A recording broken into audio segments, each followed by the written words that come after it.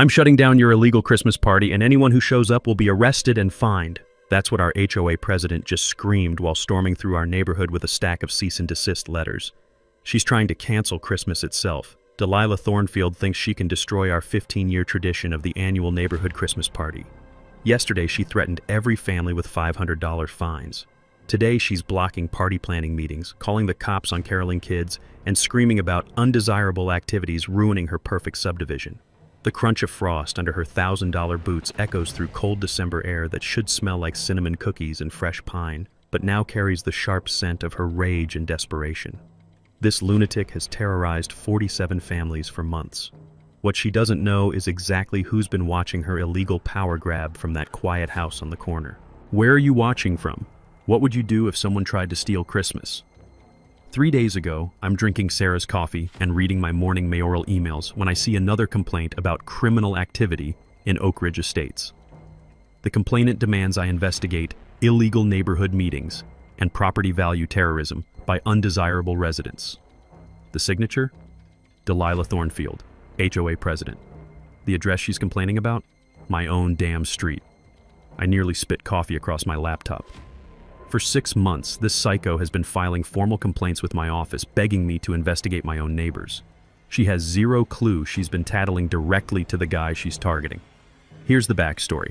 I'm Ethan Wellington, mayor of Maplewood Heights for 18 months, former city planning attorney, 3 years on city council, then elected mayor of our 12,000-person town.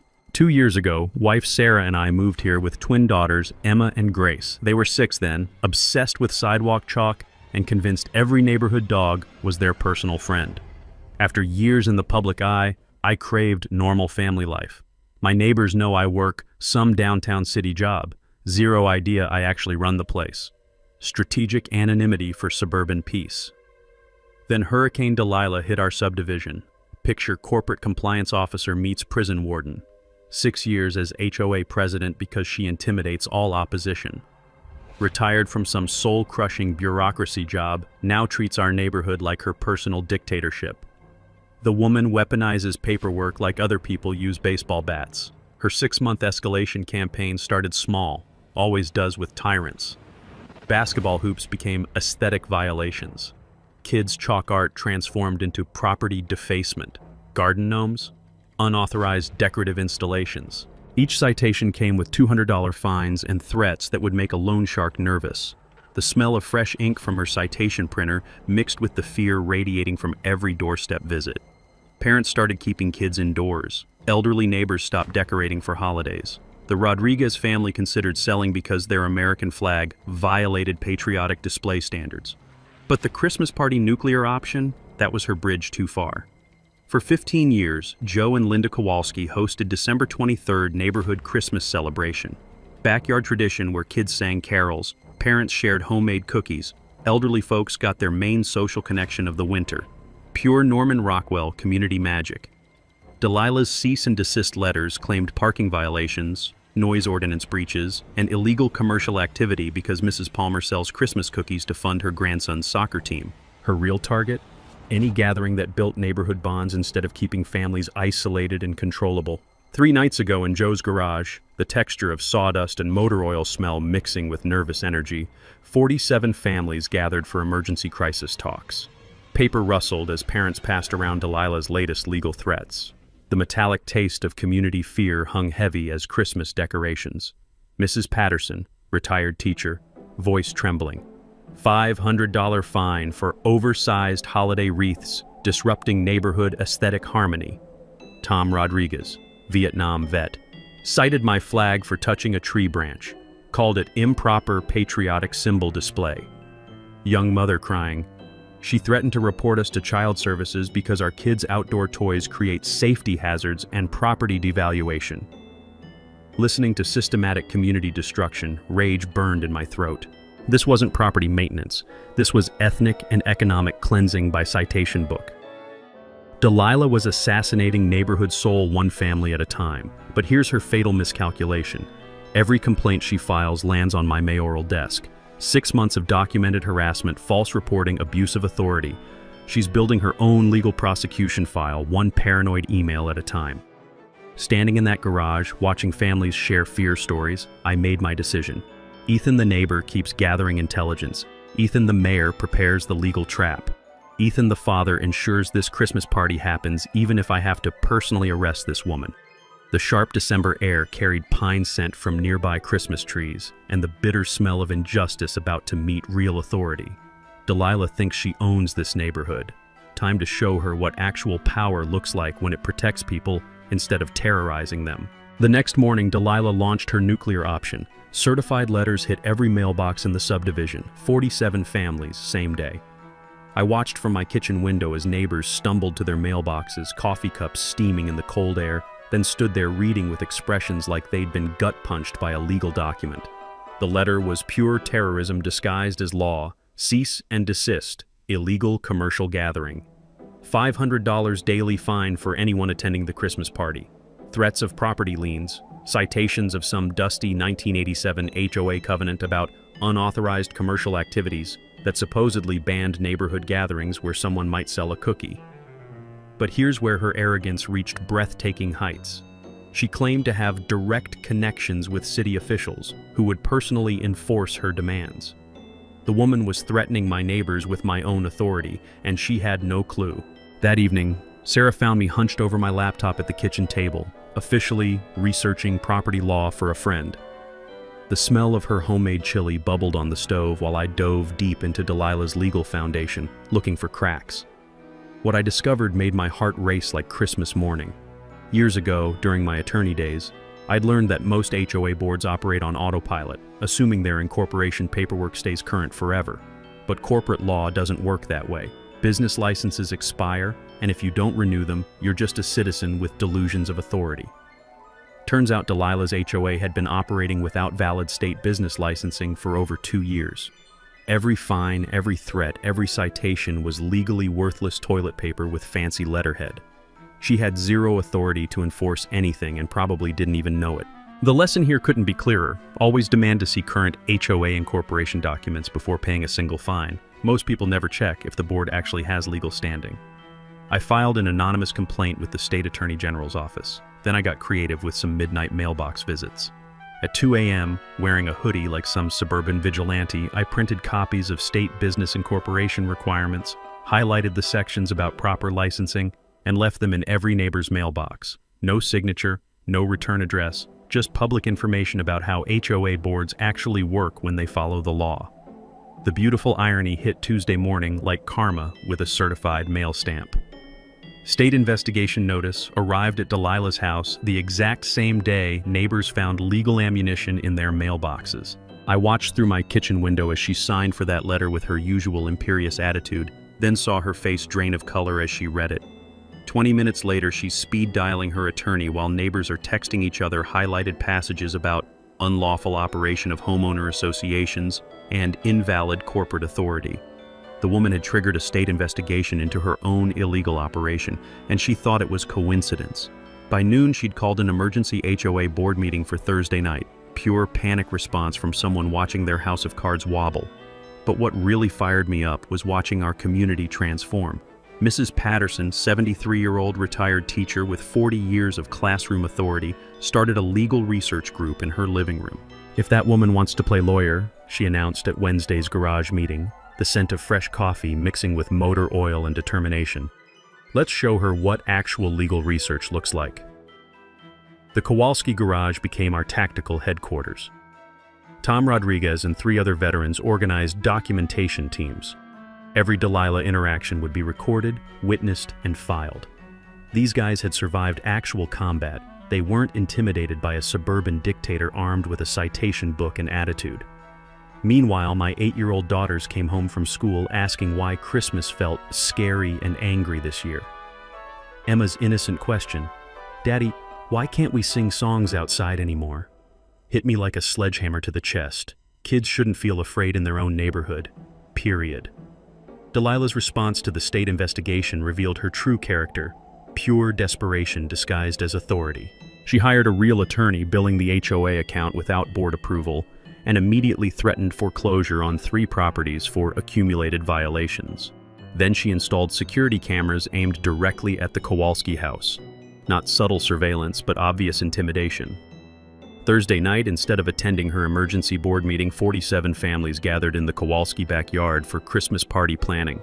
Children sang carols while parents organized logistics, their voices carrying through crisp winter air that should have been filled with joy, not fear. Delilah stood at her front window with binoculars, frantically taking notes like she was documenting organized crime instead of families sharing hot chocolate and planning cookie exchanges. Friday morning brought another paranoid complaint to my mayoral inbox. Request immediate investigation of illegal neighborhood conspiracy against lawful HOA authority. She was literally asking me to investigate my neighbors for resisting her illegal harassment. The woman was building a federal case against herself, one delusional email at a time. Game on, Delilah. You picked the wrong neighborhood. Delilah's next move proved she'd completely lost her mind. Monday morning, every household received another certified letter, this one demanding an emergency $300 HOA assessment for her legal defense fund, 30 days to pay or face property liens. She was literally forcing us to bankroll her war against our own Christmas party. But Wednesday morning, she escalated to pure evil. I woke up to Sarah shaking my shoulder. Marcus, something's wrong outside. The streetlights were dead. Our mailbox cluster at the subdivision entrance was locked with new hardware. Families wandered the dark streets like refugees, confused and angry.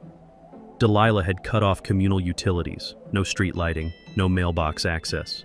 Elderly neighbors were walking 3 blocks to the post office just to collect their prescription medications. The woman had declared economic warfare on her own neighborhood. Thursday morning in my mayoral office, reviewing routine city budget reports, something triggered my legal instincts. Delilah's assessment letter claimed HOA fees covered street maintenance, snow removal, and lighting. But I was staring at municipal records showing the city already provided all those services to Oak Ridge Estates under standard agreements. She'd been double billing residents for years. Back in my law school days, I'd studied municipal finance fraud cases where HOA boards collected duplicate fees for city-provided services. When it's accidental, it's incompetence. When it's systematic with kickbacks, it's embezzlement. Given Delilah's pattern, I knew exactly which category this was. Digging through city vendor contracts with my mayoral access, I found the smoking gun. Residents paid $50 monthly for snow removal and $75 for street maintenance that the city provided free under our municipal services agreement. 2 years of systematic theft totaled roughly $15,000, not counting whatever kickbacks she'd pocketed from fake contractors. The lesson was crystal clear. Always verify on your city's website which services your property taxes already cover before paying duplicate HOA fees. I made 2 strategic calls that afternoon, an anonymous tip to Channel 7 about potential HOA financial crimes, and a public records request filed under my name as a concerned citizen for all city contracts involving Oak Ridge Estates. Friday evening, Channel 7 delivered beautiful justice. HOA double billing scandal blazed across television screens while reporter Amanda Palmer interviewed bewildered residents holding their assessment letters. Bank records and city contracts proved the duplicate charges beyond doubt. The story exploded across social media by Saturday. Our quiet subdivision became a viral symbol of HOA corruption, with neighbors' shocked reactions broadcast nationwide as they realized they'd been paying twice for the same services. Here's where the mini twist hit like karma with a camera crew. Instead of retreating, Delilah's response revealed her complete break from reality. Sunday, she hired a private investigator, some bottom feeder who started stalking families to document criminal conspiracy activities. This creep showed up at children's soccer games, photographed license plates during neighborhood meetings, and interrogated our mail carrier about suspicious delivery patterns. Monday morning, watching this predator photograph my 8-year-old daughters at the school bus stop, the metallic taste of pure rage filled my mouth. This had evolved from HOA dispute to criminal harassment of children, but Tuesday brought her most spectacular mistake, attempted bribery of a city official. My building inspector Jake Morrison called, laughing so hard he could barely speak. "Boss, you won't believe this. Some crazy lady just offered me $500 cash to fabricate code violations on Maple Street. Said her connections downtown would guarantee my promotion for helping her frame innocent families." Jake had no clue he was reporting directly to the mayor this lunatic claimed as her ally. She'd just confessed attempted bribery to my own employee while threatening my neighbors. I filed criminal charges that afternoon. The community response reached revolutionary levels. Our Facebook group, Oak Ridge Resistance, exploded to include neighboring subdivisions suffering similar HOA abuse.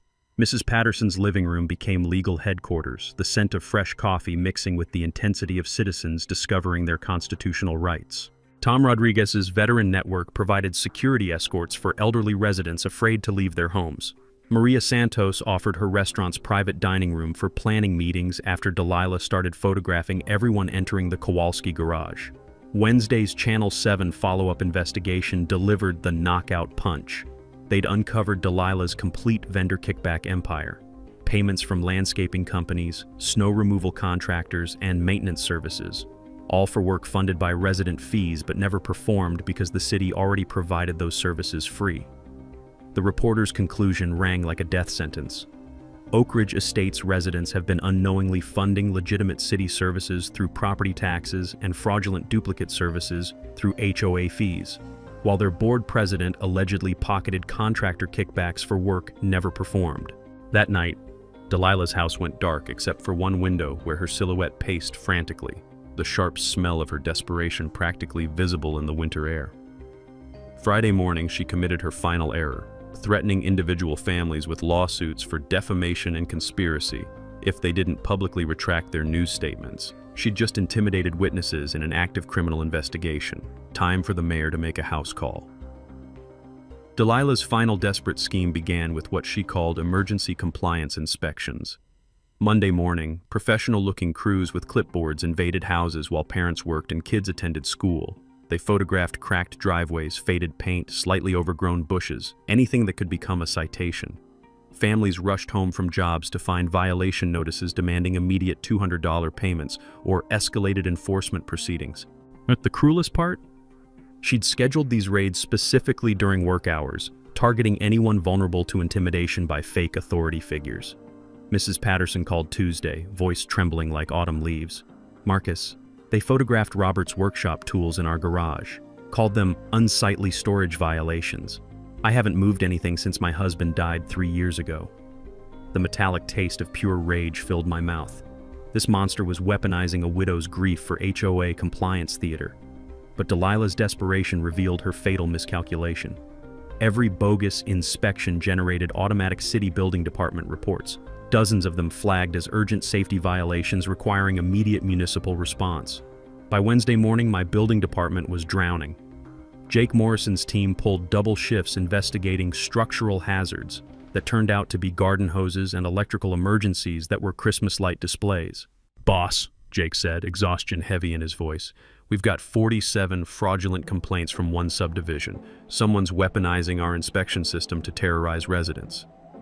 That triggered a memory from my city attorney days. I'd prosecuted cases where people deliberately overwhelmed municipal services with false reports.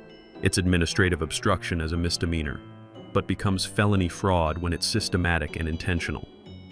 Delilah wasn't just harassing neighbors anymore. She was attacking city infrastructure, and every false report created permanent evidence of her crimes. Using my mayoral authority, I ordered comprehensive auditing of all HOA-related complaints from the past 6 months. The pattern was smoking gun obvious: same complainant, identical language about property degradation and community standards, 47 different target addresses. She'd been using municipal resources as her personal harassment weapon while documenting every federal crime in official city records. Here's where her paranoia created the perfect mini-twist. Thursday evening, Delilah demanded emergency city council hearing to present her evidence of criminal conspiracy. She arrived with her puppet board members, armed with PowerPoint slides about outside agitators undermining lawful governance. I sat in my mayor's chair, stone-faced, while she unknowingly presented 45 minutes of complaints directly to her primary target. She detailed every suspicious activity: garage meetings, legal research sessions, coordination between known troublemakers. The woman was literally asking me to investigate myself for helping my own neighbors resist her illegal harassment campaign. But then she revealed something that turned my blood to ice water.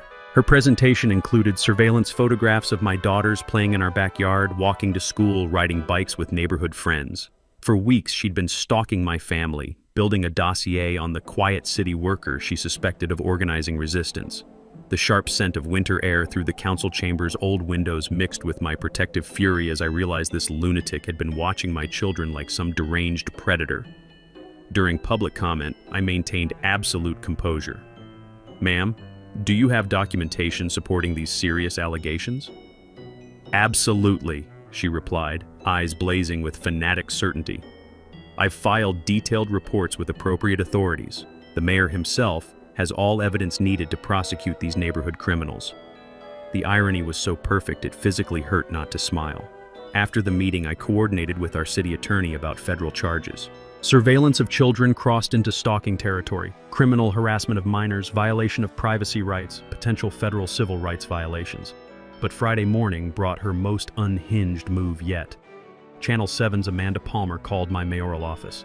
"Sir, we've received disturbing allegations about city officials being compromised by organized crime. The complainant claims extensive evidence of municipal corruption enabling neighborhood criminals." Delilah had taken her conspiracy theories to the media, trying to destroy my reputation without realizing she was targeting exactly the right person for completely wrong reasons. That afternoon, watching December snow dust the City Hall parking lot, I made my final strategic decision. Instead of ending this quietly, the Christmas party would become her very public reckoning. Every neighbor deserved to witness this woman's complete destruction in front of cameras, law enforcement, and the entire community she'd terrorized. Saturday morning delivered her most delusional complaint: formal request for FBI investigation of organized crime masquerading as holiday celebration. She'd asked federal agents to investigate families planning to share homemade cookies and sing Christmas carols. The woman had completely severed all connection to reality. Time to provide her complimentary return transportation to planet Earth, featuring special guest appearances by handcuffs, criminal charges, and the mayor she'd been unknowingly attacking for months. Christmas was 4 days away. Justice was about to unwrap its perfect gift. Saturday night, Mrs. Patterson made the discovery that changed everything. She'd been excavating 30 years of HOA records in her late husband's home office, the musty smell of old paper and forgotten bureaucracy filling the cramped space. Robert had been obsessively meticulous about documentation, and somewhere in those banker's boxes was our neighborhood's original DNA. At 11 p.m., her voice crackled through my phone like electricity. "Marcus, you need to see this immediately. The 1987 founding charter. Everything Delilah's done is completely illegal." Sunday morning in Mrs. Patterson's living room, I held the smoking gun document that would destroy Delilah's empire. The founding charter was brutally clear. Individual board members cannot impose fines unilaterally. Every enforcement action requires majority board approval and 75% resident consent for fee increases or major policy changes. For 6 years, Delilah had operated as a one-woman dictatorship, violating our neighborhood's fundamental governance with every citation she'd issued. Every fine was legally worthless. Every threat was criminal harassment. But buried in Robert Patterson's financial files was something that made my hands shake with rage. Correspondence with First National Bank from March 2023. Delilah had secretly mortgaged our community property, playground, clubhouse, common areas that belonged to all 47 families, to fund her legal war against residents. $47,000 in hidden debt, secured against neighborhood assets without anyone's knowledge or consent. The foreclosure timeline was already in motion. Delilah's master plan crystallized with sickening clarity. Bankrupt the HOA through manufactured legal battles, blame criminal neighbors for the financial crisis, then purchase our foreclosed community spaces at auction prices. She wasn't just stealing Christmas, she was stealing our entire neighborhood to build her personal kingdom. Monday morning, I cross-referenced city records with the mortgage documents using my mayoral access. The fraud web was massive. Vendor kickbacks totaling thousands, systematic double billing for city services, embezzlement of community funds, and conspiracy to defraud multiple families. This had exploded beyond local crime into federal territory. Mail fraud through threatening letters, wire fraud via electronic fee collection, civil rights violations targeting families with children, and organized criminal conspiracy spanning multiple years. 3 phone calls that afternoon reshaped Delilah's future. FBI Financial Crimes Unit, IRS Criminal Investigation Division, Postal Inspector Service. Each agency expressed intense interest in systematic fraud combined with civil rights violations and child endangerment. The cosmic irony was perfect. Every paranoid complaint she'd filed with my office had created federal evidence of her own criminal enterprise. She'd been documenting her crimes while asking me to prosecute her victims. Tuesday evening, over dinner with the sharp scent of Sarah's roast chicken filling our kitchen, I finally revealed the truth. The twins were upstairs with homework while I explained why their neighborhood had become a battlefield. "You've been the mayor this entire time?" Sarah set down her fork, eyes wide. "She's been filing complaints about you? Directly to you? For 6 months, asking me to investigate myself for helping our neighbors resist her illegal campaign."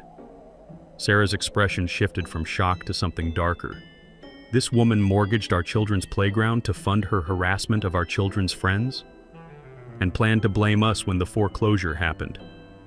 The weight of violated trust, stolen security, and systematic community destruction settled between us like winter cold seeping through old windows. When do you end this?" The question that had consumed my thoughts for days. Early revelation would let her escape quietly, maybe even negotiate some face-saving resignation, but justice demanded public accountability.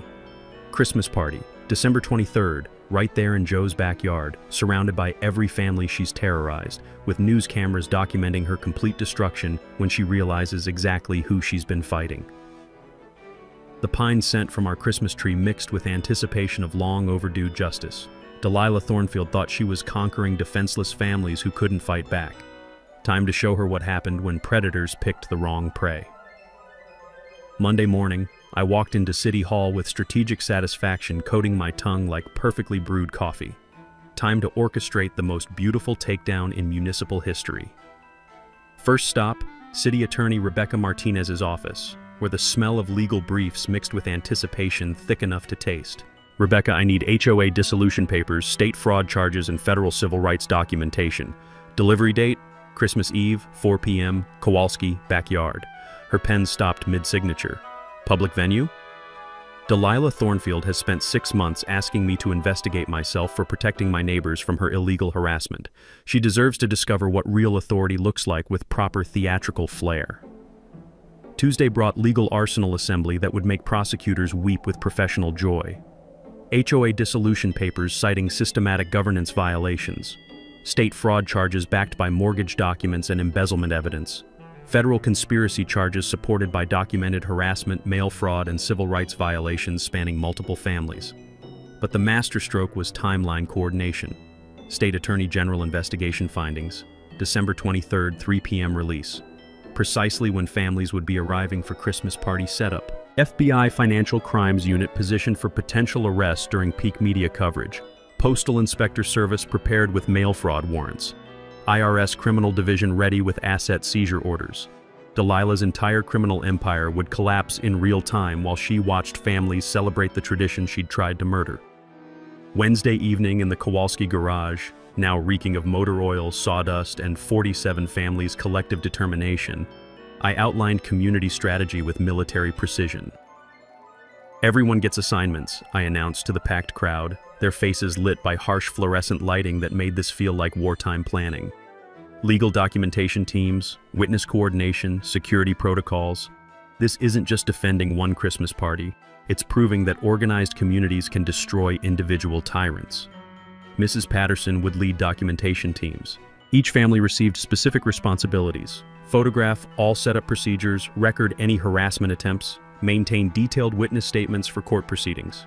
Tom Rodriguez's veteran network would handle crowd security, positioning strategically throughout the party perimeter like they were protecting a military operation instead of a cookie exchange. The technical preparation required precision that would impress Pentagon logistics coordinators.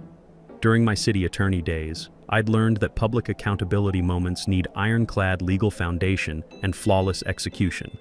Every word, every action, every piece of evidence had to be documented, witnessed, and legally bulletproof for maximum impact. Professional security cameras would capture the confrontation from 6 different angles. Legal observers positioned with official documentation responsibilities. Emergency hotline established with city attorney's office for immediate consultation. Chain of custody procedures for evidence collection. Here's a crucial detail most people don't know. When challenging HOA authority publicly, always ensure you have current corporate registration documents, bank account records, and board meeting minutes covering the past 2 years, Most HOA corruption becomes obvious once you audit their paperwork trail. The Christmas party permits were obtained through proper municipal channels, expedited by mayoral authority but following every procedural requirement to prevent legal challenges. Police invited as honored guests through Chief Patterson's office, Mrs. Patterson's nephew, which added delicious family drama to our justice story. Local media received strategic information about heartwarming community overcomes adversity angle, positioning cameras for maximum coverage of what they thought was simple human interest, rather than dramatic political theater. Thursday's final prep included family security briefings. Sarah coordinated with police for post-revelation protection protocols. The twins, bouncing with excitement about helping Daddy surprise the mean lady, understood their role as visible proof that families weren't afraid anymore. Friday afternoon, I had an absurd moment standing in my home office, practicing revelation timing with a stopwatch like some demented theater director. "Ma'am, I'm Ethan Wellington, and I'm exactly who you want to speak to." Pause for camera focus. "I'm the mayor of this city, and I've been documenting your crimes for 6 months." The words tasted like victory seasoned with justice, and just enough dramatic flair to satisfy my inner theater kid. Saturday evening brought the final neighborhood reconnaissance walk. Sharp winter air mixed with pine scent from Christmas decorations she'd tried to criminalize. Lights twinkled in windows she'd threatened to cite for excessive illumination. Some children's laughter echoed from yards she'd declared noise violation territories. Every family knew their assignment. Every legal document was prepared. Every federal agency was coordinated. Sunday morning delivered her final unhinged complaint, requesting federal marshals prevent organized criminal conspiracy disguised as holiday celebration. She'd literally asked federal law enforcement to investigate cookie sharing and Christmas carols, while those same federal agents prepared her arrest warrants. Monday afternoon, December 23rd, watching setup trucks arrive at Kowalski's house with the efficiency of military logistics, I felt deep satisfaction of justice finally unwrapping its Christmas present. In 4 hours, Delilah would discover that authority used to protect people hits much harder than authority used to terrorize them. Showtime. Sunday morning, Delilah crossed into pure criminal territory with a move that sealed her fate. I was reviewing party logistics, the smell of Sarah's pancakes mixing with morning coffee, when Building Inspector Jake Morrison called with barely controlled fury. "Boss, that HOA psycho just offered me $1,000 cash to condemn the Kowalski house for fake structural violations before tonight's party. Said her downtown connections would guarantee my promotion to department head if I fabricated emergency safety concerns." The metallic taste of rage flooded my mouth. She was bribing my own employee to destroy my neighbor's Christmas while promising them my authority as payment. "Please tell me you recorded this, Jake." Every word, boss. Audio, video, timestamps. She just committed felony bribery while confessing conspiracy to file false municipal reports. Here's what most people don't understand about municipal corruption. When someone bribes a city employee, they're not just committing local crimes. They're creating federal evidence that can trigger RICO investigations for systematic criminal enterprise. The lesson couldn't be clearer. Always record interactions with anyone offering bribes or threatening official retaliation, because federal prosecutors love cases with clear audio evidence. But Delilah's desperation was just getting started. Monday afternoon, she launched economic warfare against individual families by calling their employers. The Nakamura family, the Rodriguez veterans, the Palmer small business owners. She systematically contacted HR departments claiming their employees were involved in criminal conspiracy threatening community safety. Mrs. Palmer called me Tuesday morning, voice shaking. "Marcus, my boss received a call saying I'm part of organized neighborhood terrorism. They're questioning my security clearance over Christmas party planning." The sharp winter air through my office window carried the bitter scent of injustice as I coordinated damage control, personally calling business leaders to explain that a mentally unstable HOA president was targeting innocent families with fabricated criminal allegations. But here's where Delilah's paranoia created her perfect mini-twist downfall. Tuesday afternoon, I noticed the black sedan with tinted windows following my official mayoral vehicle from City Hall to lunch appointments. She'd hired a second private investigator, one specializing in corporate intelligence, to surveil me specifically. The beautiful irony? This PI was unknowingly tailing the mayor at the request of someone who'd spent months filing complaints asking the mayor to investigate the mayor's activities in the mayor's neighborhood. Wednesday evening brought her most vicious escalation. Direct threats against children, Mrs. Patterson found a typed note in her mailbox that made my blood freeze. Elderly residents enabling children's noise violations will face elder abuse investigations. Grandparents corrupting minors for criminal activities belong in state facilities. She'd threatened a 73-year-old widow with forced institutionalization for letting neighborhood kids visit her house. The taste of protective fury mixed with anticipation of justice, as I realized this woman had finally pushed every button that would guarantee her federal prosecution. Thursday morning, December 23rd, Delilah attempted her final sabotage. At 10 a.m., she physically blocked the catering truck in the Kowalski driveway, arms spread wide like some deranged traffic enforcement officer. When Maria Santos arrived with Christmas cookies, Delilah screamed about illegal commercial conspiracy and threatened to perform citizen's arrest on the delivery driver. Amateur phone video of her attacking Christmas cookie delivery went viral within hours. #Christmas. Karen trended nationally as social media exploded with support for families resisting HOA tyranny. But the most beautiful moment came at 1 p.m. Unmarked FBI vehicles arrived to position agents for evening surveillance and potential arrest procedures. I watched from my kitchen window as Delilah spotted the federal cars and practically danced with vindicated excitement. At 1:30, my office phone rang. "Mr. Mayor, this is Delilah Thornfield. The federal agents I requested have finally arrived to arrest the neighborhood criminals. Justice is being served at last." Her voice carried triumph so pure it was almost tragic. She was literally celebrating her own arrest team's deployment while federal agents prepared to document her final public breakdown before taking her into custody. "Ma'am, I'm sure justice will indeed be served tonight." "Exactly. These criminals picked the wrong neighborhood to terrorize. When this is over, property values will soar and decent families will feel safe again." I hung up, listening to her maniacal laughter echo through the phone. The woman who'd spent 6 months asking me to investigate myself for protecting my neighbors from her illegal harassment was now thanking me for sending federal agents to arrest her at her own request. The crisp December air through my window carried the scent of pine needles from Christmas trees she'd tried to ban, and the sweet smell of justice finally getting its moment in the spotlight. 3 hours until the Christmas party. 3 hours until Delilah Thornfield discovered that authority used to protect people hits infinitely harder than authority used to terrorize them. Federal agents were positioned, legal documents were prepared, cameras were ready. Time for the neighborhood dictator's final curtain call, featuring special guest appearances by handcuffs, criminal charges, and the mayor she'd been unknowingly fighting since day one. Thursday afternoon, 2 p.m., 1 hour before party setup, Delilah launched her final desperate assault.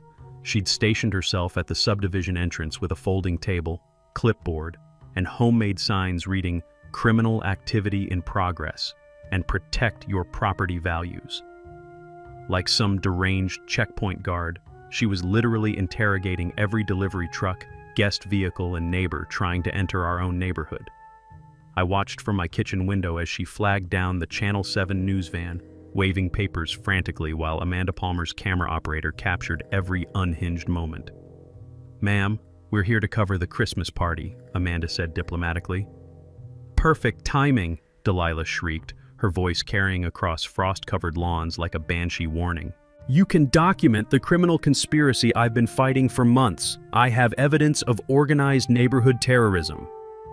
The metallic taste of anticipation filled my mouth watching her destroy herself on live television before the main event even started. But her final sabotage attempt revealed complete psychological breakdown. At 2:30, police patrol cars arrived for routine Christmas party security, the enhanced presence I'd coordinated with Chief Patterson. Delilah spotted the cruisers and began sprinting between them like some demented cheerleader, screaming about backup finally arriving to arrest the criminal element. Officer Martinez stepped out of his car looking genuinely concerned about her mental state. "Ma'am, are you experiencing some kind of emergency?" "Yes! The mayor sent you to arrest these criminals, right? I filed reports for months demanding action against this organized conspiracy." Officer Martinez glanced at his partner with the universal expression cops share when dealing with mentally unstable civilians. "Ma'am, we're here to ensure everyone has a safe, peaceful Christmas celebration."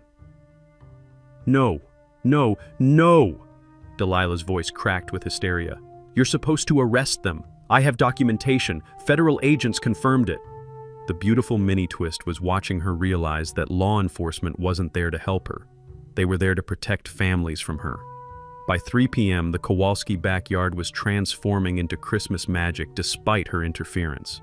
Professional lighting crews strung warm white bulbs between oak trees whose bare branches caught the golden winter afternoon light like nature's chandeliers. The smell of cinnamon and pine mixed with the sound of children's laughter as families arrived carrying covered dishes and homemade decorations.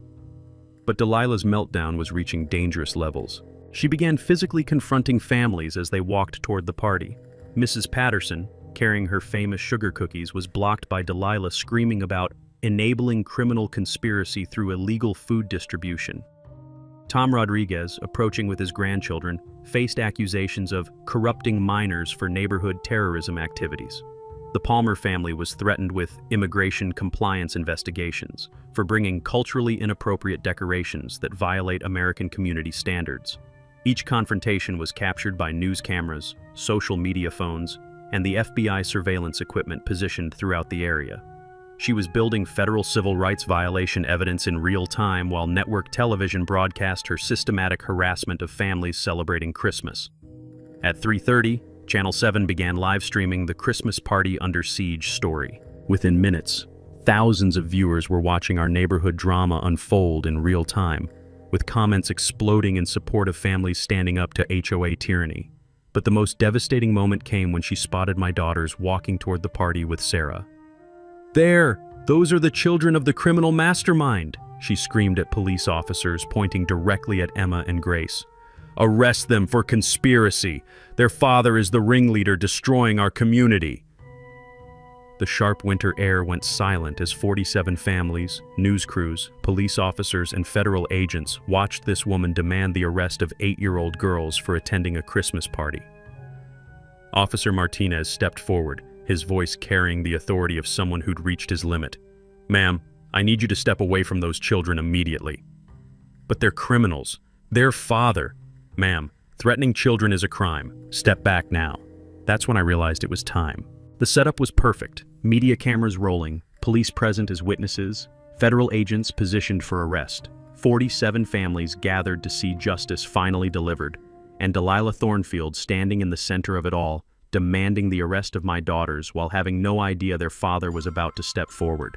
At 4 p.m. exactly, with winter sunset painting the sky behind Christmas lights and the sound of carols beginning in the background, I walked out of my house wearing my casual neighborhood clothes and the quiet confidence of someone who'd been playing chess while his opponent played checkers. The taste of justice was sweeter than Christmas cookies, and twice as satisfying. Time for Delilah to meet the mayor she'd been fighting all along.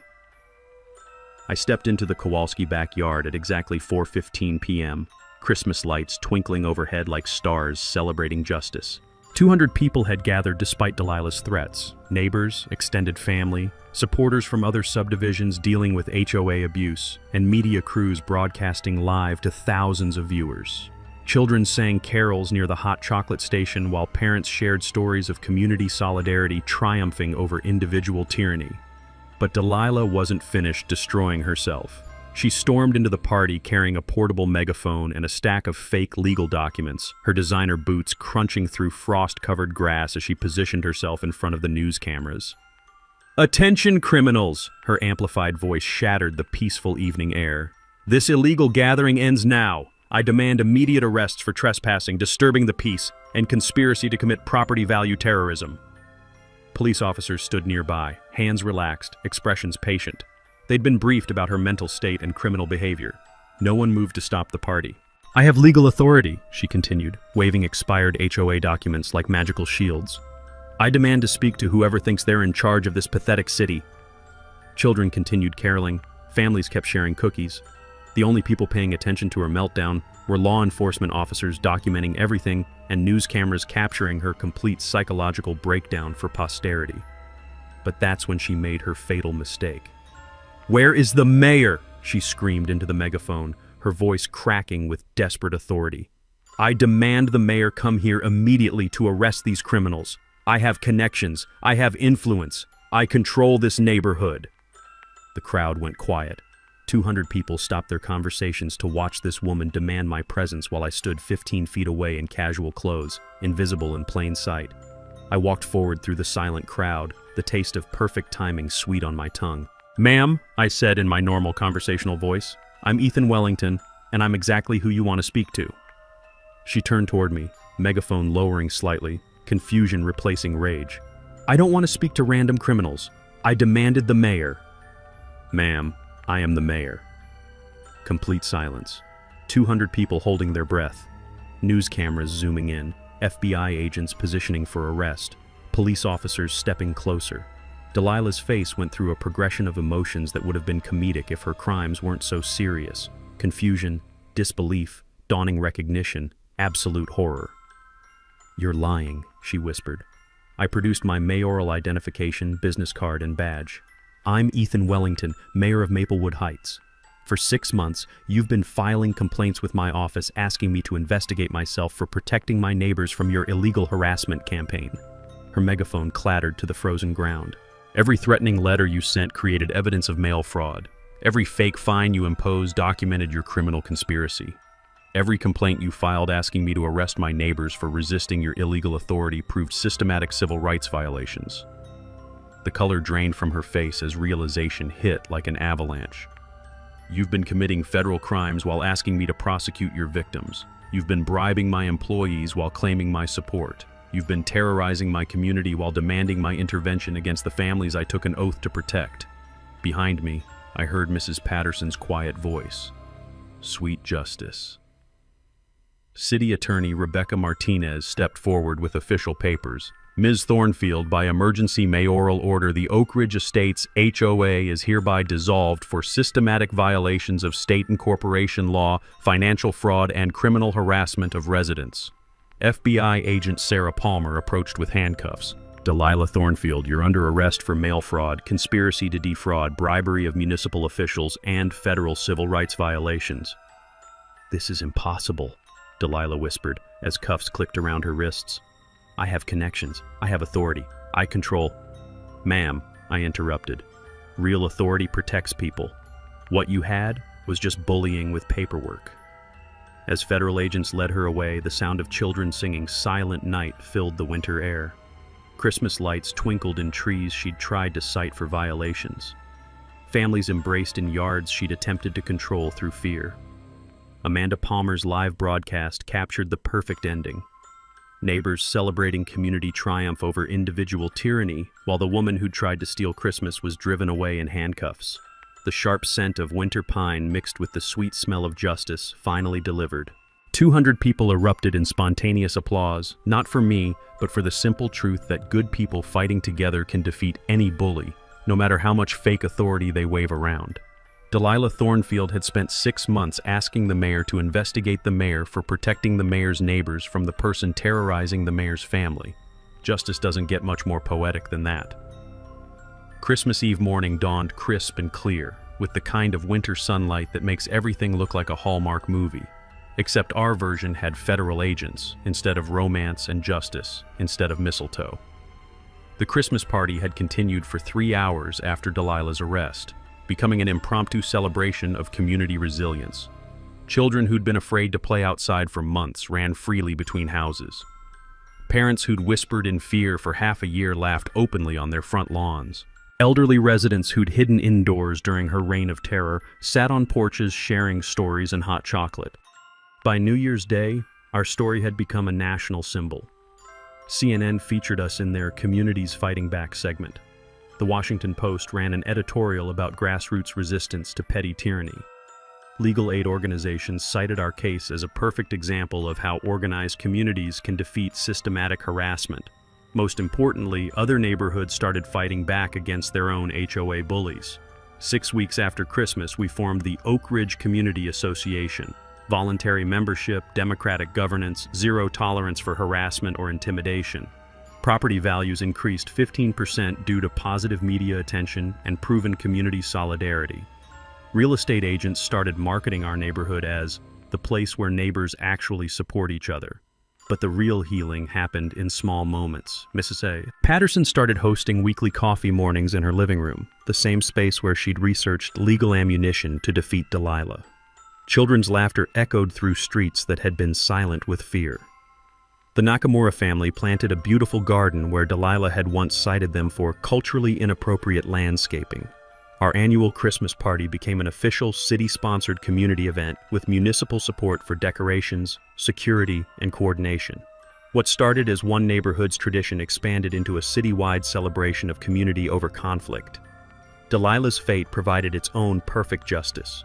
She pleaded guilty to federal fraud charges, avoiding trial but receiving 2 years probation, community service, and full restitution to every family she'd bilked. The mansion she'd used as her command center was sold to pay legal bills and victim compensation. She moved 3 states away, becoming a cautionary tale in HOA management training programs nationwide. The Maplewood Heights Community Foundation, established with recovered funds from her embezzlement schemes, now provides scholarships for working families' children, funds democratically chosen neighborhood improvement projects, and sponsors annual events that bring all our communities together. But the most important change was systematic. Our state legislature passed the Homeowner Bill of Rights, requiring HOA boards to maintain current legal incorporation, limiting individual board member authority, and establishing resident appeals processes. Municipal mediation services now handle housing disputes before they escalate to harassment campaigns. Cities across the country adopted similar protections, inspired by proof that organized communities can defeat individual tyrants when they understand their legal rights and support each other through the fight. 6 months later, walking through our neighborhood on a warm June evening, I watched kids riding bikes in streets where they'd once feared to play, neighbors chatting over fences about weekend barbecues instead of legal threats, and families enjoying the simple pleasure of community life without fear of citation books or fake authority. The sound of children's laughter had replaced the echo of angry demands. The smell of backyard barbecues had overcome the bitter scent of harassment and intimidation. Real power, I'd learned, isn't about controlling people. It's about protecting their freedom to build the communities they want to live in. Thanks for hanging out with us on HOA Stories, where the HOA Karens meet their match. If this story had you cheering or cringing, go ahead and like the video, drop a comment with your reaction, and hit subscribe so you're ready for the next wild HOA tale.